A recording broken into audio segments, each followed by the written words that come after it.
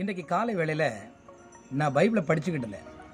அப்போ நான் ஏற்கனவே 1 நாளாகவும் 2 நாளாகவும் அது மாத்திரமில்ல ராஜாக்கள் சரித்திரத்தில் நான் படிச்சுக்கிட்டு இருக்கிறேன். இப்படி ஒவ்வொரு ராஜாக்கள் சரித்திரத்தை படிக்கும்போது ஒவ்வொரு ராஜாக்களை குறித்தும் அவங்களுடைய பின்னணியத்தை பற்றி படிக்கும்போது தன் தகப்பனாகிய தாவீதை போல் இல்லாமல் என்கிற ஒரு வார்த்தையை நான் அடிக்கடி பார்க்க முடிந்தது. ஏன் தகப்பனாகிய தாவீதை பற்றி ஏன் இவ்வளவு மேன்மையை சொல்லப்பட்டிருக்கிறது? தாவீது அப்படி என்ன மேன்மையான காரியம் செஞ்சான் அப்படின்னு யோசித்த பொழுது கர்த்தருடைய ஆவியானவர் உணர்த்தினார். தாவீது ஒரு குறைவுள்ள மனுஷன்தான், தாவீது பலவீனமான மனுஷன்தான், தாவீதுக்குள்ள எத்தனையோ குற்றங்களை சாட்டக்கூடிய காரியம் இருந்திருந்தாலும் ஆனா ஒவ்வொரு காரியத்திலும் தேவனை சார்ந்தே வாழ்ந்தவன், தேவனுடைய சமூகத்திலே எப்பொழுதுமே தன்னை தாழ்த்தி வாழ்ந்தவன்.